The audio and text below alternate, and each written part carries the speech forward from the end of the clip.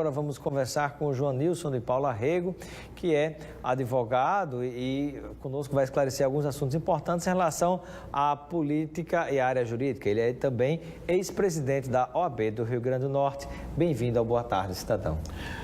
Boa tarde, Robson. Eu fico sempre feliz e faço questão de dizer quando venho ao seu programa, porque você representa a cidadania.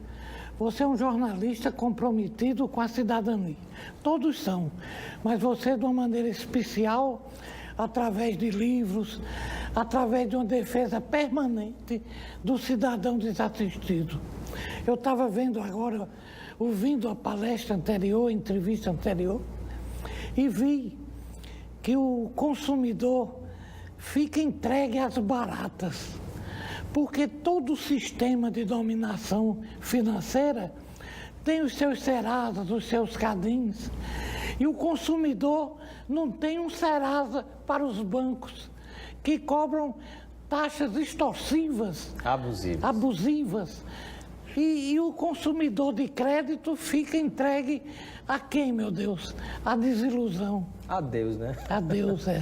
Eu pergunto a Joanilson de Paula Rego, qual é a sua visão em relação às decisões que têm sido tomadas pelos tribunais superiores, sobretudo, o Supremo Tribunal Federal, alvo de muitas críticas ultimamente. Alguns criticam porque se prendem, às vezes indevidamente, outros criticam porque soltam. De modo geral, qual é a sua visão? De um modo geral, a minha visão é que a lei é insuficiente para apreciar os casos concretos. A lei é apenas um instrumento do direito. Existe a sociedade, a opinião pública, existe a sociologia do caso, existe a psicologia social do caso, existem os interesses econômicos envolvidos, né?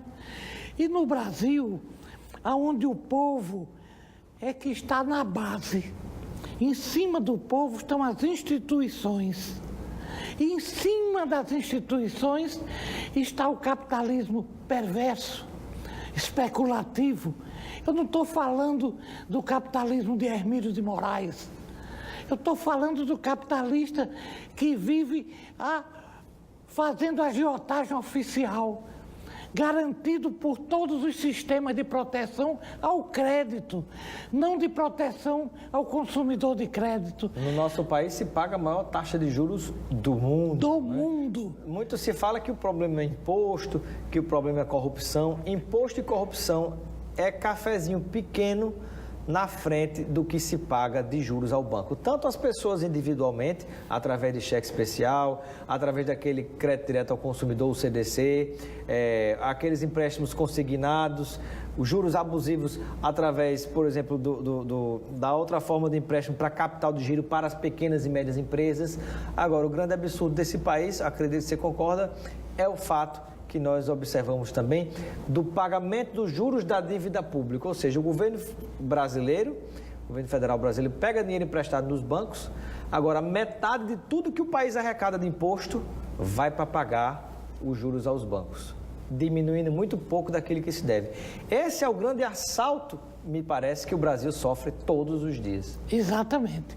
Por quê? Porque, como eu disse, o esquema de poder, ou seja, o mecanismo, como se apelidou agora ultimamente, é um sistema absolutamente perverso. Você veja nos políticos convencionais, quem é que eles chamam para ser seus suplentes de senador? São capitalistas, homens ricos, está entendendo? Que vão financiá-los, transformando-os em prepostos e não em representantes do povo. Não é? Quer dizer, a partir dessas distorções todas. Doutor Joanilson é pré-candidato ao Senado. Sim, pré-candidato ao Senado. E em vez de procurar um empresário para ser meu suplente, eu tive a honra de convidar para concorrer na convenção, se o meu nome for aprovado, eu tive a honra de convidar doutora Lúcia Jales, uma pessoa que, com o meu perfil, não sofrerá nenhuma solução de continuidade se eu tiver que eventualmente deixar o Senado. Quer dizer, ela que foi em primeiro lugar na lista sextupla para desembargadora federal. Ficou uma chapa equilibrada, né? Um feio e uma bonita. Exato. E um homem e uma mulher. Sobretudo a homenagem à mulher. Você tá vendo?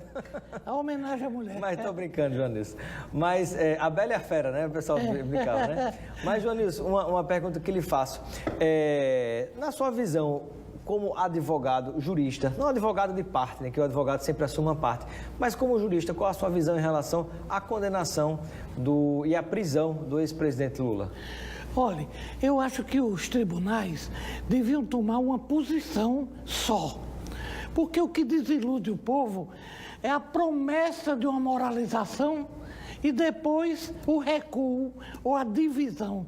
Às vezes decide de um jeito para uns e decide de outro jeito para outros. Exatamente. Esse é que é o grande problema. Isso, aí dá insegurança jurídica e descrença por parte da população. Porque a justiça é o último refúgio. Ninguém acredita mais em nada, aí tem a justiça. Aí quando a justiça falha, só tem a justiça de Deus, mas sempre a justiça. Então, mas mesmo só depois que morre, né? Mesmo sendo a de Deus, a justiça está ali. O povo querendo e precisando de justiça. Pois bem, então elege-se pessoas que são especialistas em segurança pública para pensarem nessas pessoas como presidentes do Brasil, como governadores de estado. Essas pessoas dariam secretários de segurança pública, quando muito, porque você colocar um especialista numa função generalista é você brincar com fogo, entendeu? Pois bem, está tudo distorcido. E no que diz respeito à linha dos tribunais, essa divisão natural nos tribunais, porque eles são frutos, eles são umas instituições republicanas e democráticas que permitem a divergência, que se abra a divergência, mas desde que se criou o direito sumular, a súmula, que evita interpretações diferentes. Os tribunais deviam criar suas próprias súmulas, os tribunais superiores. Não poderiam estar abusando das divergências. Então, como é que se oferece ao povo brasileiro uma lei de ficha limpa que assegura que quem tenha julgamento em segunda instância não tenha o percurso eleitoral livre? E de repente se muda tudo, não é? É verdade. Bom, quero agradecer a participação do Joanilson de Paula Rego no Boa Tarde, Cidadão. Seja sempre bem-vindo e receba o kit de produtos Lucena para você aproveitar com amigos e familiares. Muito obrigado, Robson. E eu fico feliz de ir aí, porque da outra vez que eu fui receber, eu vi uma empresa bonita e bem organizada. Olha aí que bacana, né?